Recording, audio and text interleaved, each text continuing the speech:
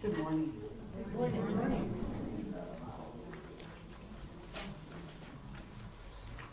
If the congregation would please join me.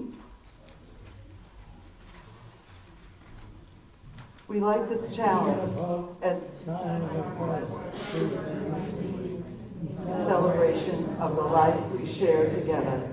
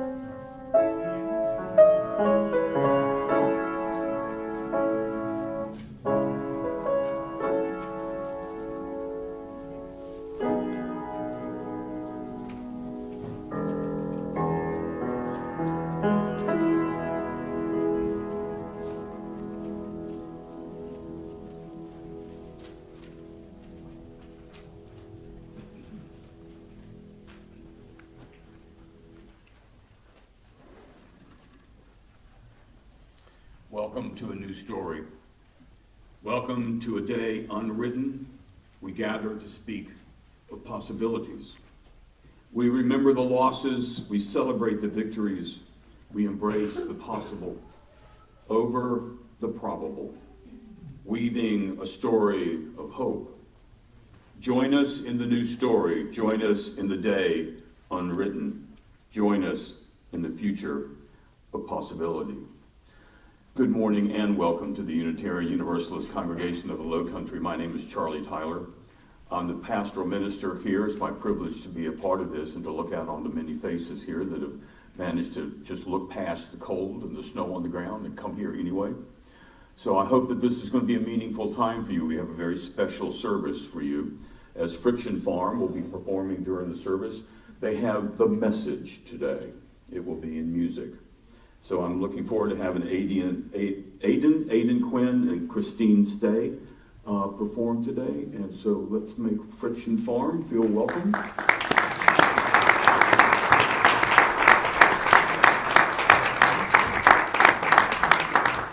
And as they are getting set up, I have a number of announcements to bring to your attention. Please take note of the scheduling for those who are going to be speaking and visiting with us. Pat Victor, if I'm pronouncing his last name right, will be with us February 8th. Pat is a friend of these guys, and these guys says Pat's good, so we're looking forward to having Pat here. You'll see those who are going to be speaking with us, and also take note of the very scary UUCL Got Talent program that's scheduled for April 5th. Those of you who are guests and visitors, I'd love it if you would be comfortable to stand where you are. Just tell us your name and a little bit about where you're from, because somebody else in the room is from there too. So I'm looking at the section that's on my right. Are there any first or second time visitors? Yes, sir, if you would, please. My name is Sean. I actually stay in that neighborhood right now. I'm from beautiful South Carolina. Welcome, Sean. I think you and I spoke last week. And then this, yes, ma'am, if you would, please. Karen Abbas. I'm from Rochester, New York, here visiting my brother and sister-in-law are here for the snow days. Thank you. Welcome, glad you could be here. And if you promise to stay, we won't let it snow again. Yes, ma'am. My name is Michelle. I just moved here from the Chicagoland area, and I am staying with Wanda and Don. Oh, welcome.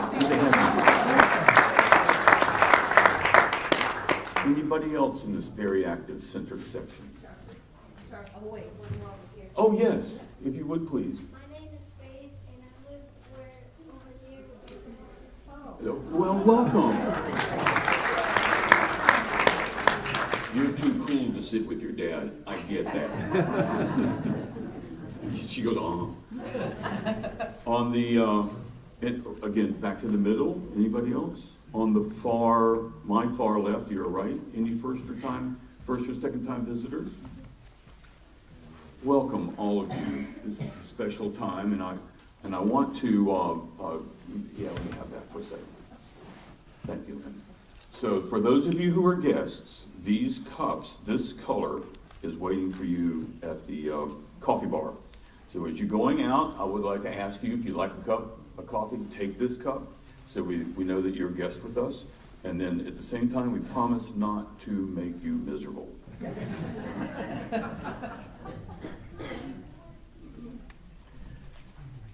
Other announcements I need to bring to your attention, there's many of them today. I'll try and make this as quick as I can. I know that Sharon Green has something that she would like to share. Sharon, if you would, please.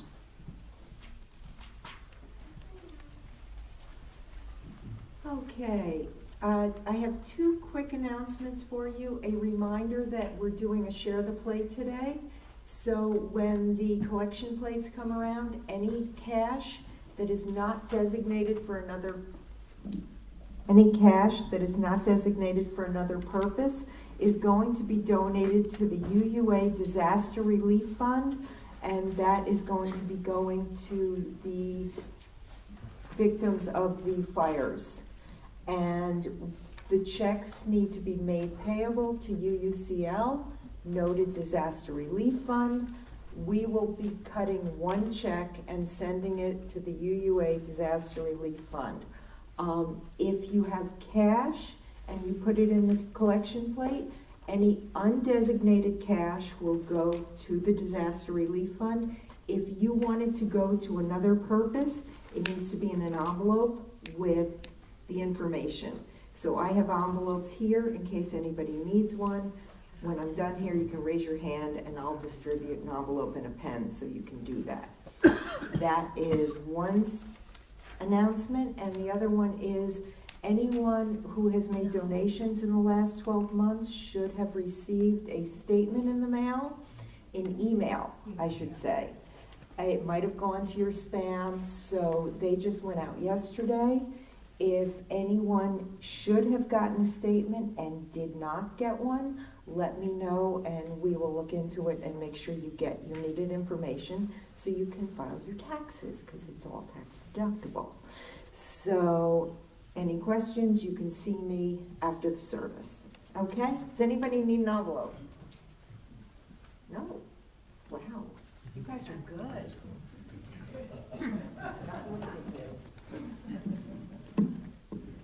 Morning. Morning. We have 2 more sessions of strategic planning. We had to cancel yesterday. And the next session this Saturday that's coming up talks about administrative and financial stability. I know you're getting excited. But I'd like the Finance Committee to please stand. Please stand. Everyone on the Finance Committee.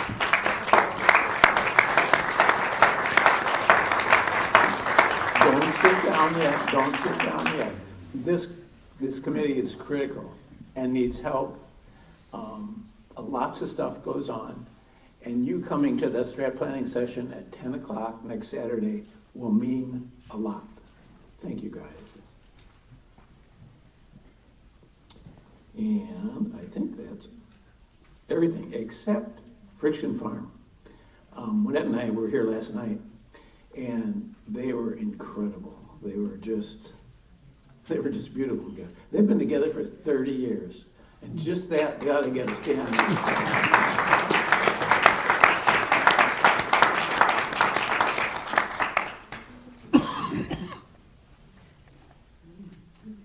Thanks, Clay. Thanks, Sharon.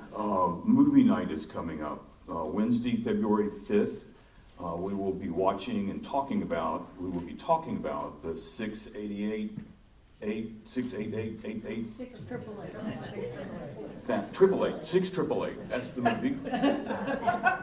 All of you should be Googling it right now because I botched the title up. But we've already seen it. It's a beautiful piece, very, very enlightening and encouraging. So if you would please take the time to watch that movie, and then if you're going to come, sign up in the lobby or email Lynn. Lynn, put your hand up. Okay. Lynn will take your email sign-ups if you would please. Anything else about movie night? Is that okay? So I have some hard news to give to the congregation. Some of you probably already know that Skip and Barbara Minchie's son, Adam, passed away last week. And our hearts are broken for them. as well as for other members of their family. So I would ask that you would hold them close in your heart and be able to find that kind of way of reaching in deep to do that, speak that, say that thing that's meaningful. And in light of that, I'm going to steal 5 minutes from the talk back this morning to just kind of have a brief tutorial of how to speak to and address those who have had tremendous loss in their lives. Many of you have, and you know what I'm talking about. So that's what we'll be doing. The first part of talk back. Are there any other announcements that I need to? Yes, Anne, if you would please. Did you say anything about path to belonging? I did not. No, I did not. Well, I have a couple, and it's hard to follow that announcement. My heart is with the Minchies. Yeah. But I do want to remind people that are in the path to belonging that we'll meet today after the talk back. It's the second session of the set of 3. And also, if you have been thinking about where you wanted to get your Girl Scout cookies this year, Lilia Roberts right here is, want to stand up, and she's our gifted piano player, as you know. She also has other talents, and one of them will be selling Girl Scout cookies in the lobby in the foyer today. Yes. Right after the service.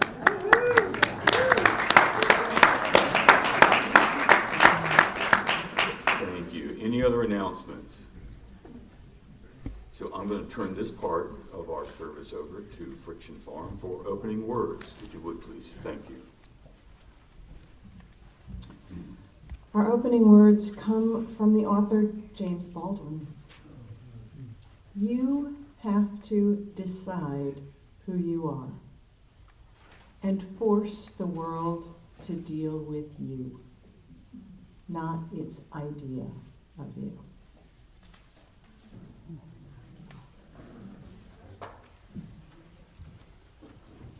And now, if you would please take your hymnals in your hands, turn with me to hymn number 123, and may we stand and sing together, Spirit of Life.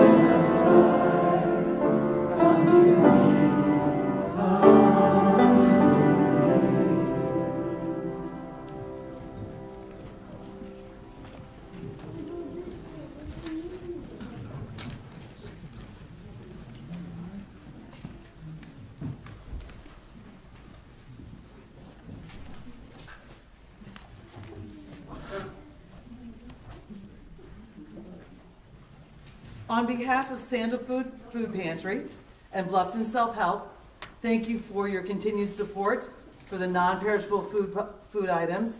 We welcome your weekly donations to be placed on the table in the back of the sanctuary. In support of the work that we do, on behalf of our beloved community within these 4 walls and beyond with our contributions, these baskets will be passed. For those of you visiting us today, please allow the basket to pass because your presence is your gift to us.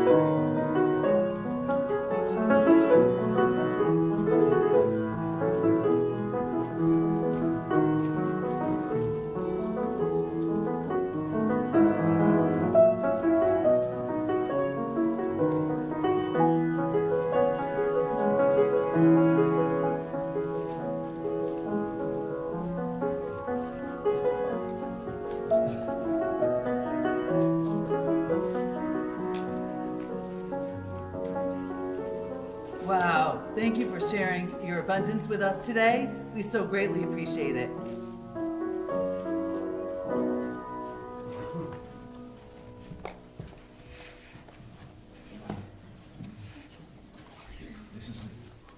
This is the time when we share our joys and concerns. In Yiddish, that's nachas and suris.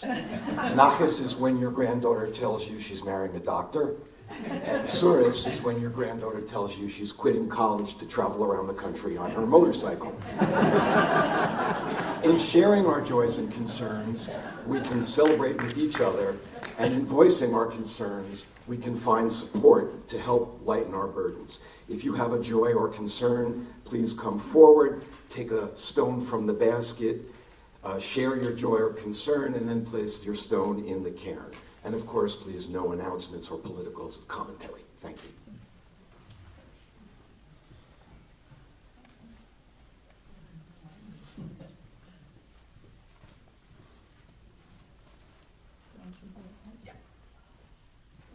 Hi, my name is Allison, and I'm here with my family. Many of you know Daniel, my kids Lily and Isaiah. And my joy is the snow that we got. We had so much fun in the snow.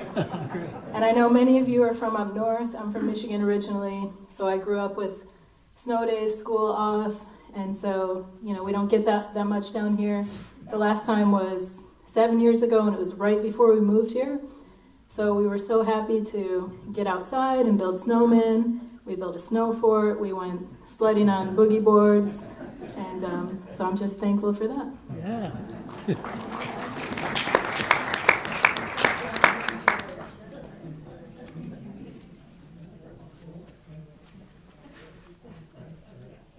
Hi, my name is Lynn, and I have a concern. My son-in-law Craig is in the hospital. He has a hematoma that is 35 centimeters long in his abdomen. And yesterday they did surgery to stop the bleed. But he's not out of the woods, so please hold him in your heart. Craig.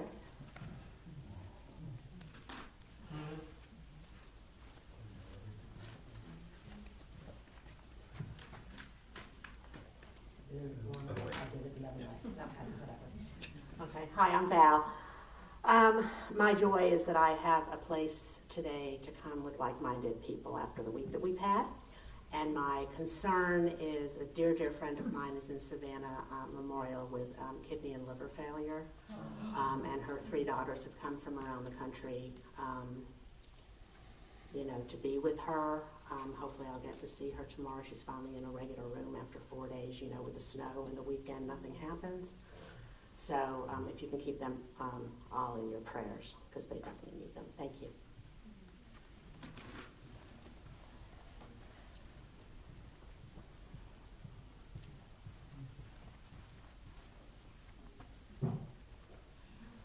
Hey folks, how's it going? I'm here with my wife Jessie. We've got her dad with us. My father-in-law came to visit. They're going to be moving up, so this is my joy. They're going to be moving up from Arizona to come stay a little closer to home, kind of to be the grandparents for our daughter and everything. So that's a big one for us. It's a big win for us. My concern is Jessie and I have been fighting a lot of kind of medical chasing over the last 3-4 years, her for the past decade. Recently we just beat endometriosis. We came out of Missouri for a specialist surgery for it, but in that surgery they found a PT4 tumor in her appendix. That was removed in that surgery, but we are going to Atlanta tonight to go get a PET scan to see if there's anything else there. PT4 means that it has advanced, that it's spread, it's likely exited the appendix where it was initially at. And so our nerves are really tied up in this. So really kind of hoping that we get through it and get the best news there. That's all I got.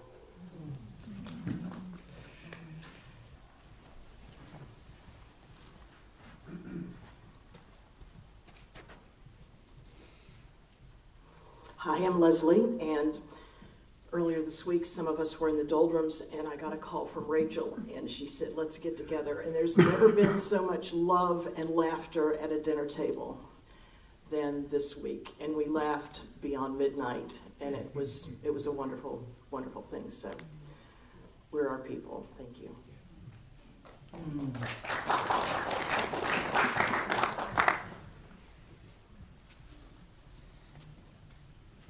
I'm going to share the Girl Scout story, and I wish the young lady was here to hear it. Is she? Okay. The title of my little short story, by the way, is called Linda Wins the Gold and the Children Win Too. Linda was 16 years old, still in Girl Scouting, and the highest award a Girl Scout can earn is called the Gold Award.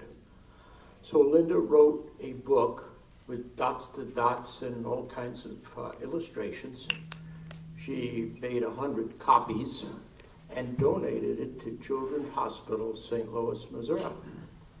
Well, my wife got on the phone and called the local radio station or TV station and said that you pay all the attention to the Boy Scouts. We all know what an eagle is. So Betsy Bruce said, have her at the Children's Hospital when they receive the award, and I will send a crew. But we want her to wear her uniform. Now, mind you, Linda is 16. Girl Scouting is not in vogue at the high school. And she gets all dressed up in a little green outfit, receives the award, and the next day the phone rang incessantly from all the students who saw her. They did not ridicule her. As of this moment, Linda graduated college and is the illustrator for some of the highest catalogs in the United States. So the children all have got books, and it's being reproduced at no cost. And it's distributed to the kids that are in the hospital. So once again, she won the gold, but the children got a gift of it also.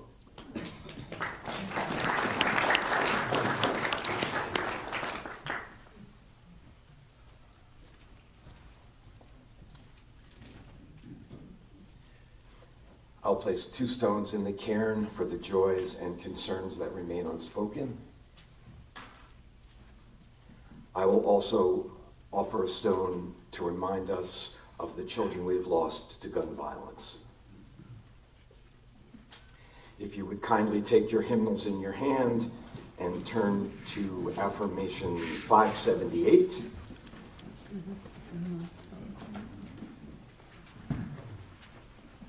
And we can all read together.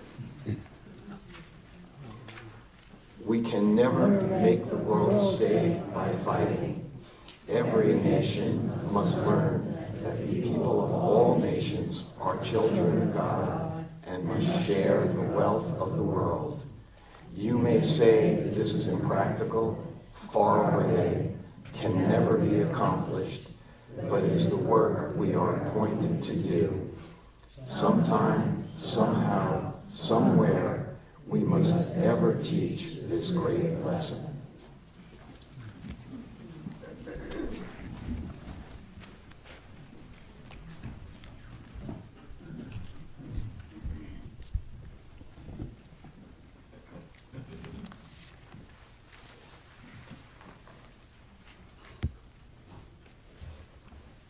Not long ago, we all celebrated a brand new year, January 1st.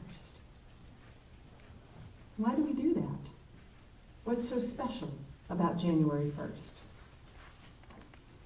Nothing. Someone wrote that into our story.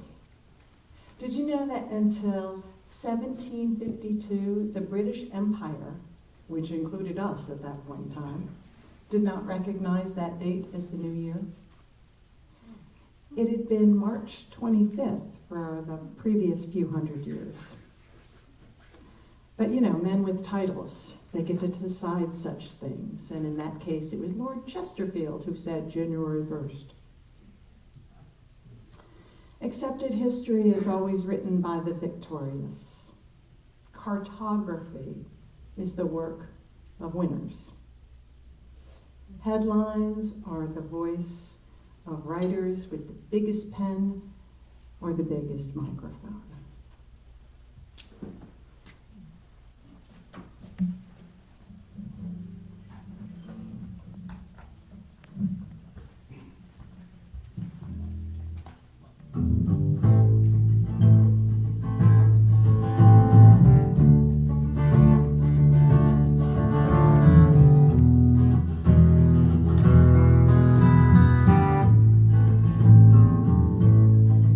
Stone by stone,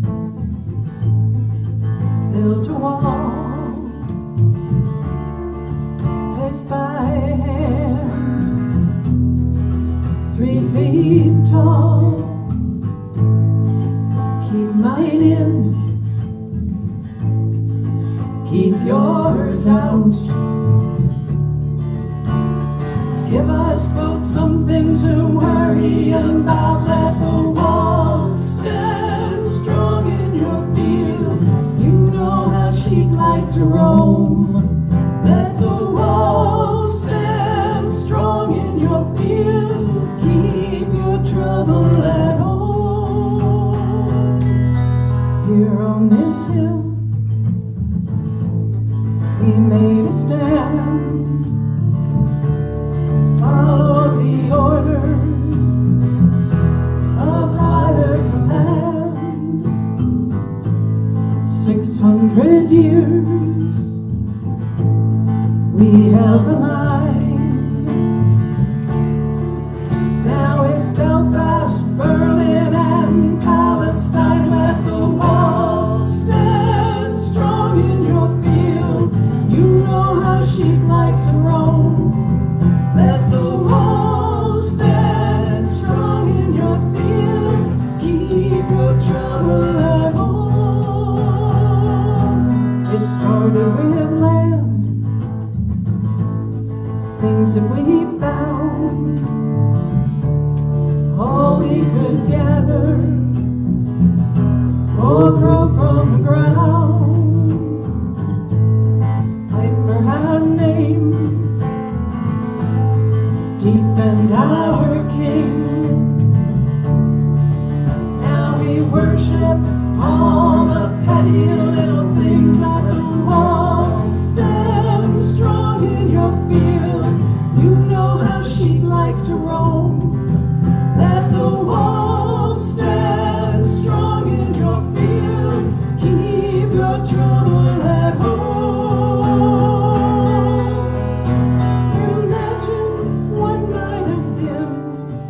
Years of peace with no war in between.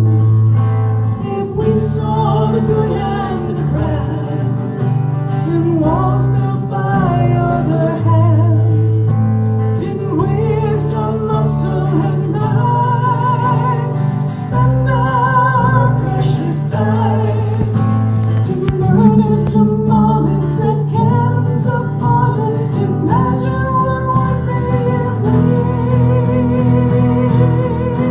let the walls stand strong in your field.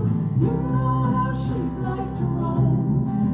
Let the walls stand strong in your field. Keep your trouble at home. Let the walls stand strong in your field. You know how she'd like to roam. Let the walls stand strong in your field. Keep your trouble at home.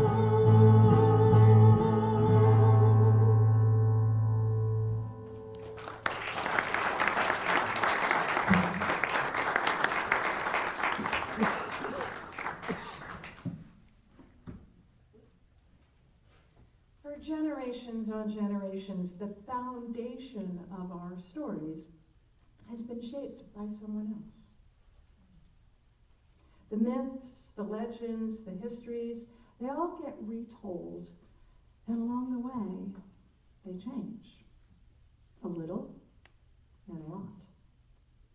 Each storyteller puts their own mark on it, and whatever truth there once may have been is now morphed by bias, embellishment, and memory.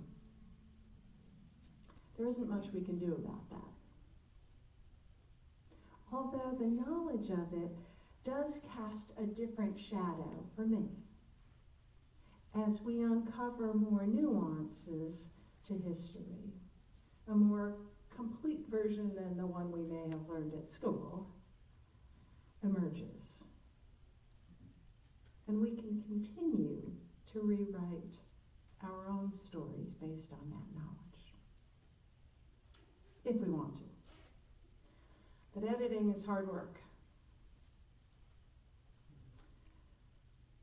Mystery writer Susan Statham said, "Your life is your story. Write well, but edit often."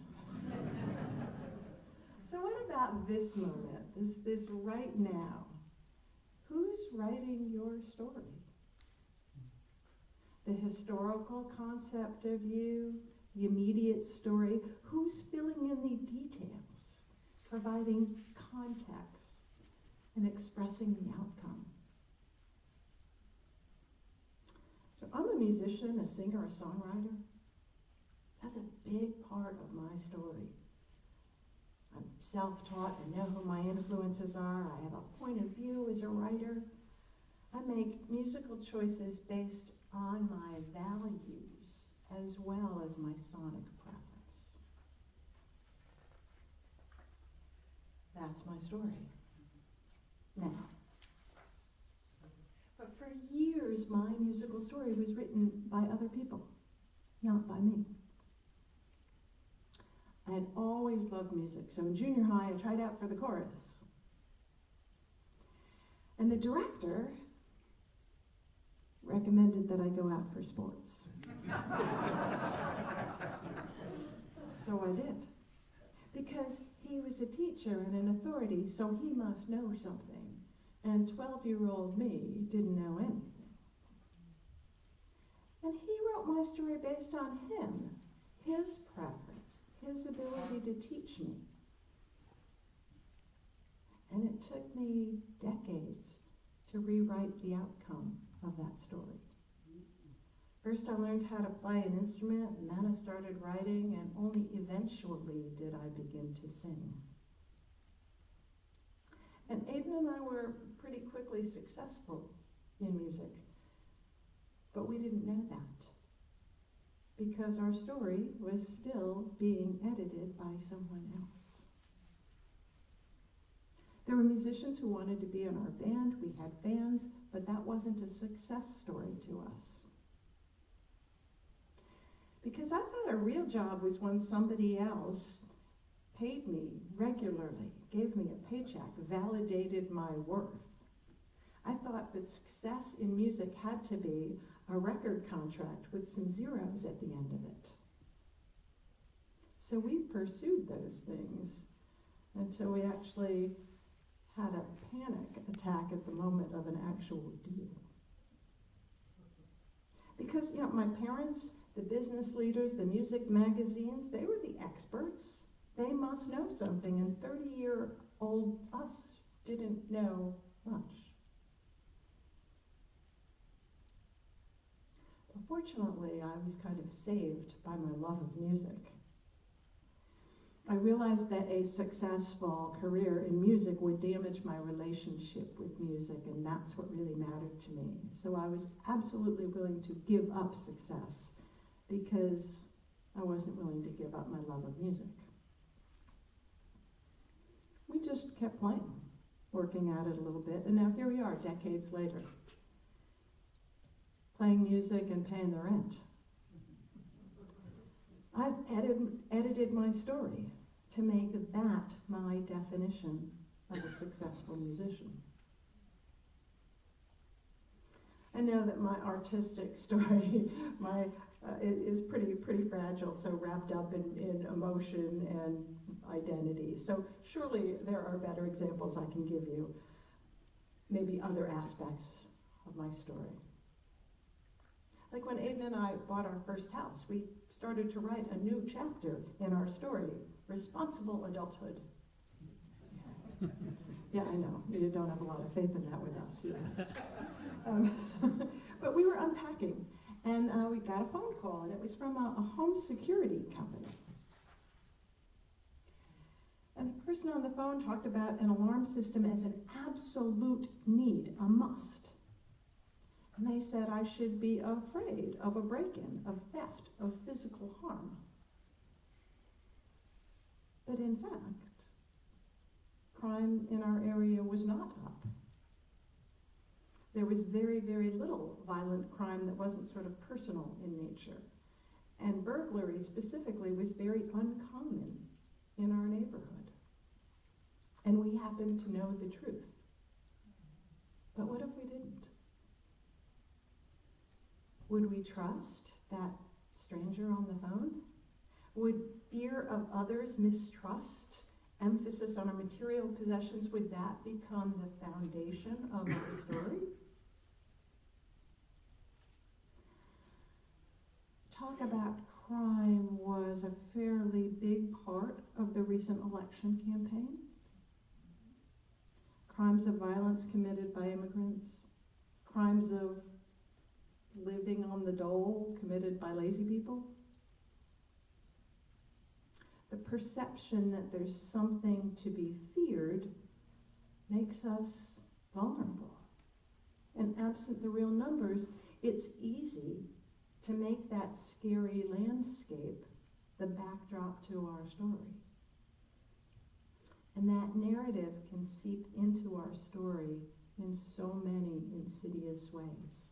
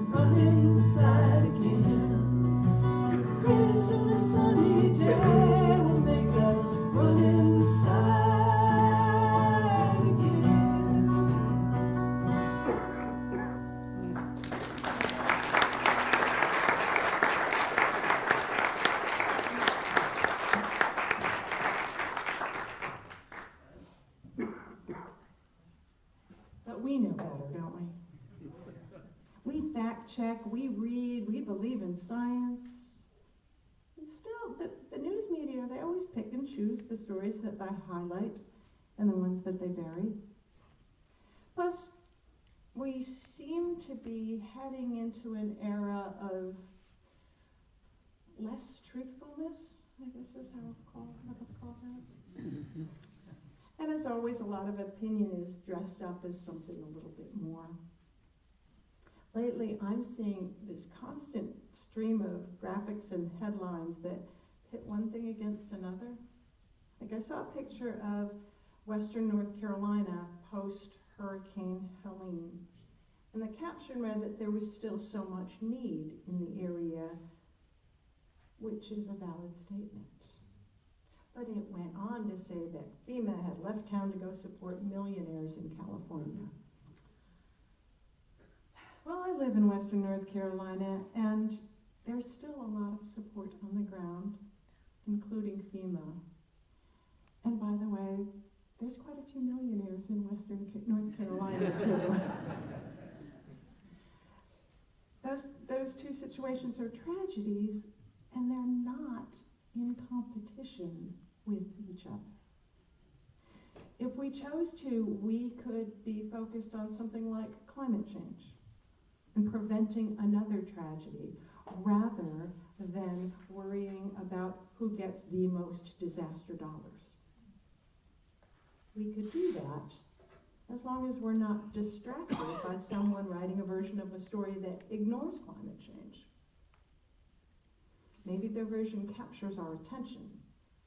It's easy to understand, it makes us feel a little bit angry, and it gives us somebody to blame. And especially if we live in Western North Carolina. Who writes the narrative details about recovery after a tragedy? Whether it's a natural disaster, illness, car wreck, divorce, who influences your story? We just had this conversation with somebody about hearing aids. Apparently we're that age now.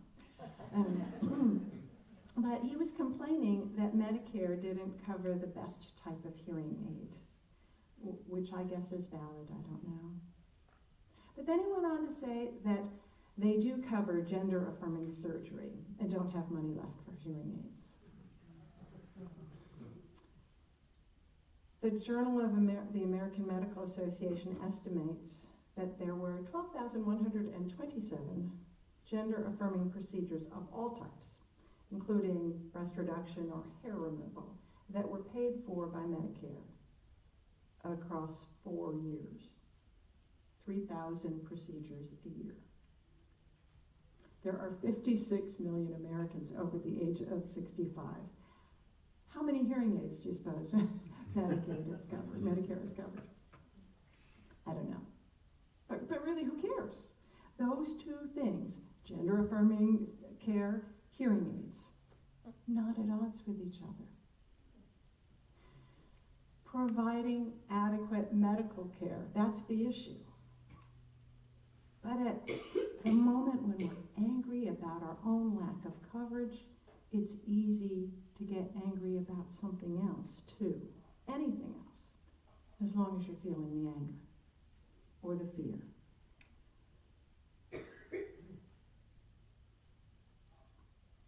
Once you're angry, let's just mention trans people and be angry at them too. That trick actually works. To grow anger or fear and to distract from a real issue. And someone was using that opportunity to write a chapter in a story, and we're reading it.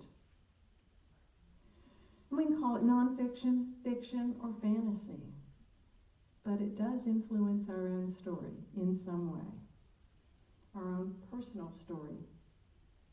Our story as aging Americans, not simply the state of healthcare in our country, but where we focus our attention and where we focus our anger. Who's editing your version of that story? Because your story, it's more than who you are. It's not just a list of what you've done and what you're going to do. It's certainly about your intent, your motivation, what you value, what you care about. It's about context, how you intersect with others in your narrative. It's about how you view the outcome. And as a writer, I remind you that we can refract some of our influence through our own lens, or we can just be completely derivative of them. We always embellish, we always omit. We have biases, we have preferences that can enlighten us or blind us. And the way to make those choices in your story is to be keenly aware of the influences on you, how they affect you, and why. Who's writing your story? Who's editing your story? I hope it's you.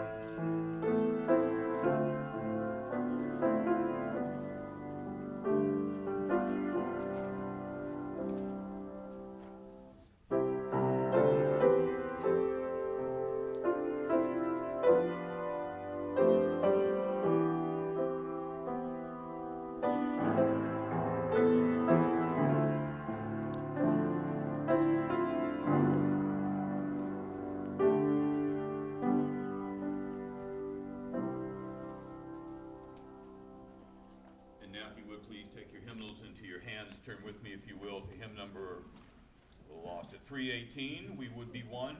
May we stand together and sing.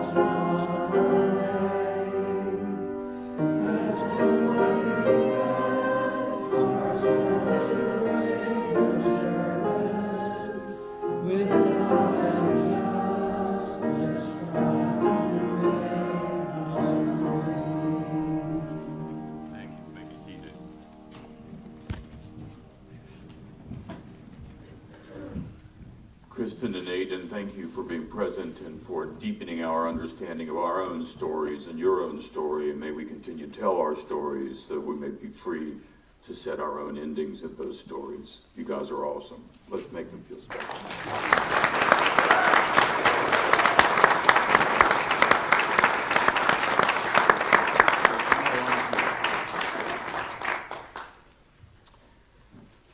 To our guests, Sean and Faith, thank you for being here. Sean, good to see you again.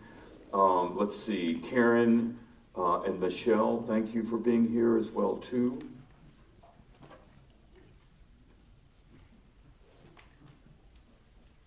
I want to invite all of you to stay for our talk back. Those of you who don't know what that is, we gather back here after we have our communion of coffee and pastries. And then when we come back in here, we'll gather and be able to draw ourselves together, ask questions of these guys, see the way, those of you who are guests, that you can see the way we interact with each other. I know that this is an amazing group of people. This is an amazing community. And I'd love for you to see that as well too, because you probably would find a place here if we are lucky. I'm also going to take a few minutes as opening to talk about grief and loss for just a moment. For those of you that don't know me, I have another life out there as the chaplain of a hospice, and I'm in part of the bereavement program that serves that hospice, and so I want to be able to share some things. I think that's all the announcements and final comments for me, and so Friction Farm, closing words. Closing words come from Steven Spielberg. Every single person who sees a movie. Mike's not working. Not work? There we are. So our closing words come from Steven Spielberg. Every single person who sees a movie brings a whole set of unique experiences. But through careful manipulation and good storytelling, you can get everybody to clap at the same time, to hopefully laugh at the same time, and to be afraid at the same time. In this great movie that we're living in, are you sometimes the director? Sometimes the storyteller? I hope so. I hope you're not always just sitting in the audience. Would you please join? Woo-hoo! If you weren't awake before, you are now. Now my mic's been turned off. Because apparently I have a loud voice. Would you please join me in extinguishing the chalice? While we extinguish this flame, we will carry in our hearts the light of truth, the warmth of community, the fire of commitment, until we are together again.